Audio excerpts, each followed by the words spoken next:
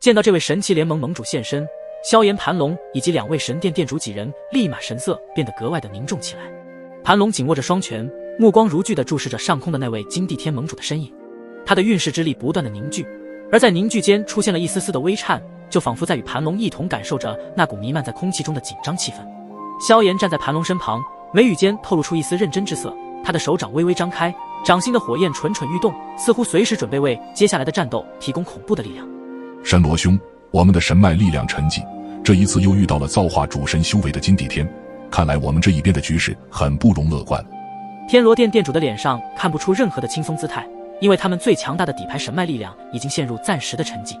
而且之前那一处发现诸多机缘的地方，在他们与那位9天神袍的造化大能者交战下，近乎全部破坏殆尽，而那里存在刚好可以解决神脉力量的那道机缘，也恐怕化为虚无，所以导致了神脉力量的问题又没有得到全面的解决。但是即便这是一场死战，我们也要保全萧炎小兄弟顺利离开。虽然与萧炎接触很少，但在神罗殿殿主的眼里，萧炎乃是背负着无上的命运，也是大纣未来中的一道希望，甚至还可以踏入无上之境，成为新的大纣传说的无上存在。所以萧炎的安全可比他的性命还重要，能够成为超神巅峰势力之主，自然会顾全大局。天罗殿殿主也认同神罗殿殿主的观念，当即点点头，体内的大道神力已经全力凝聚，准备迎接一场生死之战。金地天身披金色战袍，周身缭绕着淡淡的金色神辉，他的眼神深邃如星辰，脸上挂着一抹难以捉摸的微笑。他缓缓抬起手臂，掌心向上，一片片金色的符文开始在他周围凝聚，形成一个巨大玄奥的法阵，散发着令天地都要窒息的造化威压。盘龙见此深吸一口气，他深知眼前这位金地天盟主的实力，那是足以撼动天地规则的存在。他缓缓开口，其声音在这无痕之地中回荡，带着一丝不容置疑的坚定。金地天，你虽然修为已经登临造化之境，但是公主的实力似乎比你还要强大很多，你确定要对我们出手？到时候公主知道我们这里的所有人被你击杀，你的下场怕是只会更惨。无比冷静的盘龙直接抛出自己神元宫最强大的公主之名，因为只有元尊的实力才能够抗衡这位金地天盟主，同时也希望能够震慑住眼前的金地天。然而金地天微微颔首，刚刚所凝聚的法阵中，那金色符文突然爆发出耀眼的光芒，他轻声说道：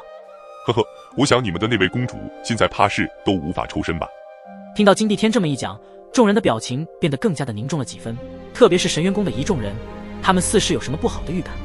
金地天，你怕是在说笑吧？在公主的眼里，就算是你全力出手，也未必赢得了她，而你却在说公主现在无法抽身。一双深邃的龙瞳转了转，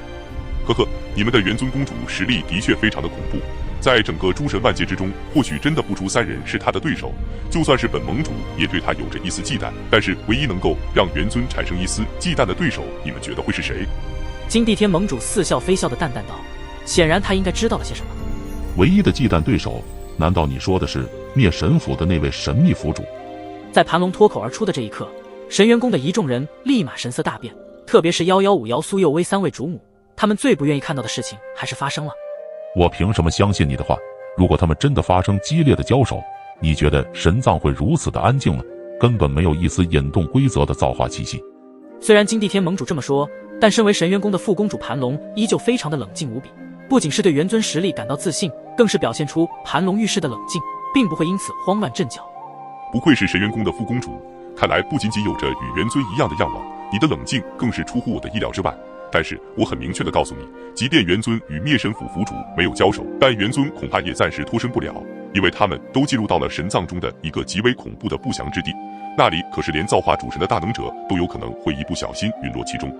在听到不祥之地的4个字后，神元宫的所有众人纷纷露出万分震惊之色，即便是一直无比冷静的盘龙，此刻他的内心也发生了翻天覆地的变化，脸上也是出现了一抹无法掩饰的凝重。看着神元宫一众人的神态发生如此明显的变化时，萧炎和2位神殿殿主带着不解的好奇和疑问出声道：你们怎么了？那个不祥之地是什么地方？盘龙的嘴角轻轻地颤动起来，仿佛那个不祥之地只有神元宫的人才知道的秘密。我也没有进入到那所谓的不祥之地，但是却感受过那来自不祥之地的那股恐怖至极的不祥之气。这事情要从神藏上篇降临后说起，当时我是在神藏上篇中被元尊发现，之后就跟随于他，但是即将在神藏快要关闭之际，我和元尊便是无意间来到了神藏最中心深处的一个地方。刚开始并没有发现什么异常，正当元尊施展气运之力窥探那个地方时，发现在那个地底最深处存在着一个极其隐晦庞大的封印神法大阵，而在那个神法大阵中似乎有什么未知的恐怖之物存在，并隐隐散发出的气息，就连气运之力都被瞬间抵御，甚至差点被沾染。如果一旦被神法大阵中的那股神秘诡异力量沾染上元尊的气运之力，那么后果简直不堪设想。因为被那不祥的气息所沾染一点，自身的所有力量就会全部发生翻天覆地的改变。虽然不知道会是什么严重的后果，但绝对不能被其沾染，这是元尊亲口说的。而那股神秘诡异的力量被元尊称之为不祥，因为那股力量就连元尊的气运之力都能够将其侵蚀沾染，让他感到了前所未有的震撼。这就足以说明那股不祥的恐怖，那还只是不祥的一缕气息。如果让神法封印中的未知恐怖之物出来，那么恐怕整个神藏都会被沾染上不祥。当时元尊因此那不祥的一缕气息差点就出不了神藏，不过好在那里的封印神法大阵并非是普通的封印大阵，而是蕴含着某种法则的神法封印。一旦发现其中那未知的恐怖之物散发出一缕不祥气息时，就会引动神法大阵中的法则，将其再次镇压。众人的神情无比的震惊，仿佛目睹了一场神话一般。盘龙的声音低沉而有力，每一句话都像是在众人心中投下一颗震撼弹。他讲述的不仅是不祥气息的恐怖，更是那神秘封印神法大阵的不可思议。空气中弥漫着一种令人窒息的紧张气氛，周围的虚空似乎也在为故事中的惊险情节而颤抖。众人的目光紧紧盯着盘龙，生怕错过任何一个细节。他们的心脏随着故事的跌宕起伏而激烈跳动，仿佛自己也成为了那个在不祥气息面前的一员。不祥之地的一缕不祥气息就有如此难以想象的恐怖，那究竟是什么样的存在啊？众人不寒而栗。即便是元尊当时在触及那股不祥的一缕气息时，也不由自主地感到了一股深入骨髓的恐惧感。这股不祥的气息仿佛能吞噬一切力量，让所有企图抵抗的力量都变得毫无作用。即便是元尊的气运之力，也无法窥探那股不祥气息的来历，而且因此还差点被沾染侵蚀。那不祥之地真的太可怕了。不过好在当时那道神秘庞大的封印神法大阵，如同一道坚不可摧的屏障，将那溢出来的一缕不祥气息牢牢再次困住。